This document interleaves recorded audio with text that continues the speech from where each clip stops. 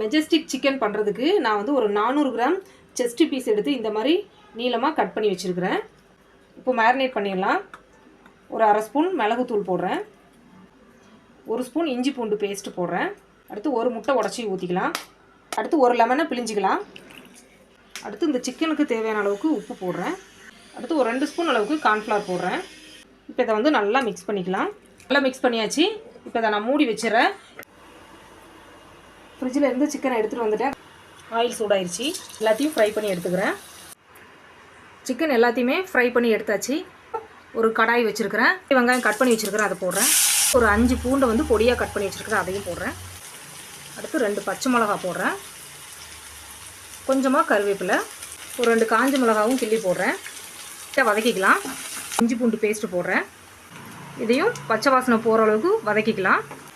இப்போ 1 ஸ்பூன் மிளகாத்தூள் போடுறேன். 2 ஸ்பூன் அளவுக்கு கெச்சப் போட்டுக்கலாம். இப்போ இது எல்லாத்தையும் நல்லா மிக்ஸ் பண்ணிக்கலாம். இப்போ ஒரு 1/4 டம்ளர் தண்ணி ஊற்றுறேன். இப்போ நம்ம ஃப்ரை பண்ண சிக்கனை போட்டுடலாம். இப்போ சிக்கனை போட்டு நல்லா மிக்ஸ் பண்ணிக்கலாம். ஃபைனலாக கொஞ்சமாக உப்பு போட்டுக்கிறேன்.